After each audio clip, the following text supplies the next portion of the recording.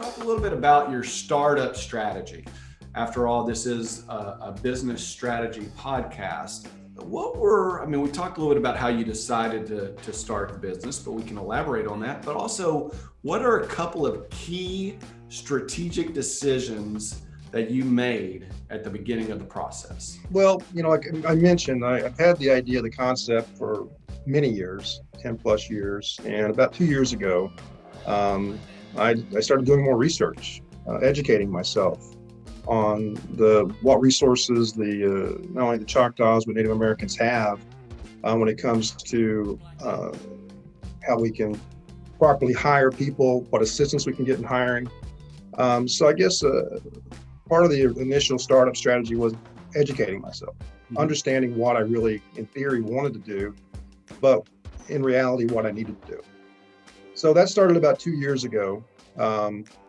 We've had a couple of different startup strategies, so to speak. The story sells itself.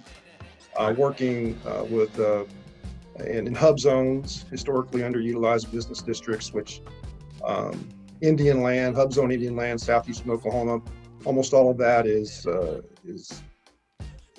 hub zone. Hub zones are properties and areas that can be designated based on economic situations that get reevaluated, but the Native American, the Choctaw Nation, and the other nations of Oklahoma, pretty well indefinitely hub zone communities. So that's a great story. All residents living here, whether you're Native or not, are living in Choctaw Nation. So, the strategy was to educate myself generally, and then educate myself more specifically with the Choctaws, their economic development group, understanding what assistance we can get, what support we can get to bring this vision together, along with the local communities. The community we're in I grew up in this community.